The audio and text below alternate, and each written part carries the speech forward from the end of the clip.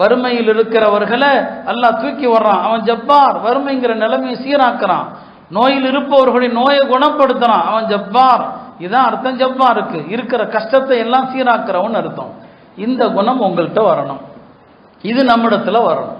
அல்லாஹ்வுடைய துயர் துடைக்கிற இந்த குணம் இருக்கு இல்லையா, இந்த குணம் வரும். நபி ஸல்லல்லாஹு அலைஹி வஸல்லம் தன் தோழர்களுடைய முகத்துல ஒரு கவலையை, ஒரு துயரத்தை, ஒரு வாட்டத்தை கண்டாலே அந்த துயரத்தில் நபி ஸல்லல்லாஹு அலைஹி வஸல்லம் பங்கெடுப்பாங்க, அவங்களுக்கு ஆறுதல் சொல்லுவாங்க. ஒரு சஹாபி நம்ம ஏற்கனவே கேள்விப்பட்டிருக்கோம், அபூ உமாமா ரலியல்லாஹு அன்ஹு அவர்கள் மிகுந்த கவலையோடு உட்கார்ந்துருக்கிறாங்க, பள்ளியில் உட்கார்ந்துருக்கிறாங்க. நபி ஸல்லல்லாஹு அலைஹி வஸல்லம் முகத்தை பார்த்தாலே தெரிஞ்சுக்குவாங்க இல்லையா, என்ன அபூ உமாமா என்ன கவலை? யா ரசூலல்லாஹ் துயூனுன் வ ஹுமூமுன், கடன்கள் ஒரு பக்கம், கவலைகள் ஒரு பக்கம். அபூ உமாமா இந்த துவா ஓதுங்க, எல்லாம் போயிடும், கவலையும் போயிடும், துயரங்களும் போயிடும். முதல்ல இதை கற்றுக் கொடுக்கணும், சொல்லிக் கொடுக்கணுமா இல்லையா? சொன்னாங்க இந்த துவா ஓதுங்க, அல்லாஹும்ம இன்னி அஊது பிக மினல் ஹம்மி வல் ஹஸன் வ அஊது பிக மினல் அஜ்ஸி வல் கஸல் வ அஊது பிக மினல் ஜுப்னி வல் புஹல் வ அஊது பிக மின் கலபத்தித் தைன் வ கஹரிர் ரிஜால் லா இலாஹ இல்லா அன்த். இதை ஓதுங்க, சரியா போயிடும். அதுல நிறைய விஷயத்திலிருந்து பாதுகாப்பு தேடுங்கள் என்று வருது. கவலைகள், துயரங்களிலிருந்து, இயலாமை, சோம்பேறித்தனத்திலிருந்து, கஞ்சத்தனம், கோலைத்தனத்திலிருந்து, அதுல கடைசியா அஊது பிக மின் கலபத்தித் தைன், யா அல்லாஹ் கடன் சுமையிலிருந்து பாதுகாப்பு தேடுகிறேன். வகஹரிர் ரிஜால், மக்களுடைய அடக்குமுறையிலிருந்து பாதுகாப்பு தேடுகிறேன் சொன்னார். நான் இந்த துவா ஓதுனேன், என்னுடைய கடன்களும் நிறைவேறிவிட்டது, என் கவலைகளும் போய்விட்டது. ரசூல் ஸல்லல்லாஹு அலைஹி வஸல்லம் இப்படி துயரத்தை துடைப்பாங்க எல்லாருடைய கஷ்டத்திலையும். ஹஜ்ரத் ஜாபிர் ரலியல்லாஹு அன்ஹு அவர்கள் சின்ன வயசுல அவங்க அம்மாவும் இறந்து போயிட்டாங்க, சின்ன வயசுல அம்மா இறந்துட்டாங்க. உஹது போர்ல அவங்க தந்தையும் இறந்துட்டாங்க. யாரு? ஜாபிர் தான். ஜாபிர் தானுடைய தந்தை இறந்ததுல ஷஹீத் ஆயிட்டாரு, கடன்களும் இருக்கிறது. 7 பொம்பளை பிள்ளைங்க இருக்கிறாங்க, ஜாபிருடைய சகோதரிகள் 7 பேர் இருக்கிறாங்க. ஜாபிர் ரலியல்லாஹு அன்ஹு அவர்கள் தன் தந்தையின் ஜனாசா முன் வந்து அவருடைய முகத்தை திறக்கிறாங்க, அழுகிறாங்க, முகத்தை திறக்கிறாங்க, அழுகிறாங்க. நபி ஸல்லல்லாஹு அலைஹி வஸல்லம் பக்கத்தில் வந்து, என்ன ஜாபிர், ஏன் இப்படி அழுகிறீங்க? யா ரசூலல்லாஹ், என் தந்தை இறந்துட்டாங்க, உங்களுக்கு தெரியும், கடன்களும் இருக்கிறது, என் தந்தை இத்தனை பிள்ளைங்களை விட்டுட்டு போயிருக்கிறாங்க.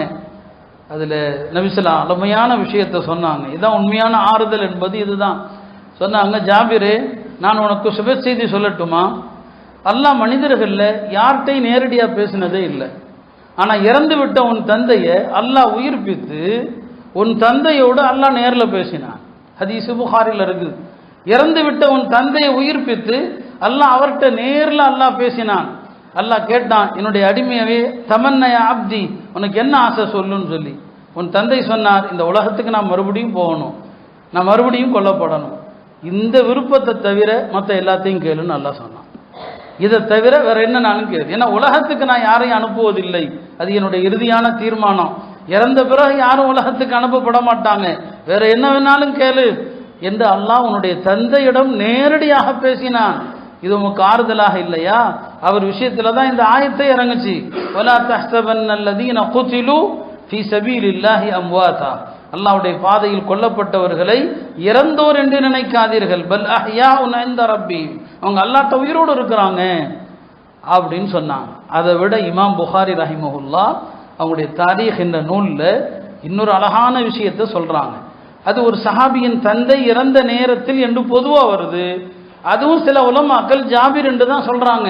அவர் தந்தையின் ஜனாசாவுக்கு முன்னால உட்கார்ந்து அழுதுட்டு இருக்கிறார். நபி ஸல்லல்லாஹு அலைஹி வஸல்லம் அவருடைய தோல்ல தட்டுறாங்க, திரும்பி பார்த்தா அல்லாஹ்வுடைய தூதர் இருக்கிறாங்க. சொன்னாங்க, நபி ஸல்லல்லாஹு அலைஹி வஸல்லம் ஏன் அழுகிறேன்னு சொல்லி கேட்குறாங்க. யா ரசூலல்லாஹ், என் தந்தை இறந்து விட்டாரே, நான் அழாம எப்படி இருக்க முடியும்? நபி ஸல்லல்லாஹு அலைஹி வஸல்லம் கேட்டாங்க, அலா தர்தா, என்ன ஜாபிரே, உமக்கு பிரியம் இல்லையா? அன் அகூன அன அபூக, நானே உன்னுடைய தந்தையாக இருப்பது உனக்கு பிரியம் இல்லையா? நான் உன்னுடைய தந்தையாக ஏற்றுக்கொள். இதை சில நேரங்களில் துக்க நேரத்தில் சடங்குக்காக, பெயருக்காக சில பேர் சொல்லுவாங்க, நான் இருக்கிறேன், ஆனால் அதுக்கப்புறம் ஆள் காணாமல் போயிடுவார். நபி ஸல்லல்லாஹு அலைஹி வஸல்லம் வார்த்தைகள்லாம் அப்படி இருக்காது. அந்த மாதிரியான ஒரு உணர்ச்சி வசப்பட்டு சொல்றதெல்லாம் கிடையாது. அதுக்கப்புறம் எப்படி நடந்தாங்கிறத பாருங்க. இப்போ கேட்குறாங்க, நான் உனக்கு தந்தையாக இருக்கிறேன், என் மனைவி ஆயிஷா உனக்கு தாயாக இருக்கட்டும். ஜாபிர் சொல்றாங்க, இந்த வார்த்தையை நான் கேட்ட நேரத்தில் என் தந்தையை இழந்த துயரம் எல்லாம் எனக்கு மறைந்து போயிட்டதுன்னு சொன்னாங்க. ஏன்னா அல்லாஹ்வுடைய தூதரே சொல்றாங்க, நான் உனக்கு தந்தை, உன்னுடைய தந்தையாக நான் இருக்கிறேன், அது உனக்கு போதாதா என்ன அப்படின்னு சொன்னதும் எல்லா கஷ்டமும் மறைஞ்சிடுச்சு.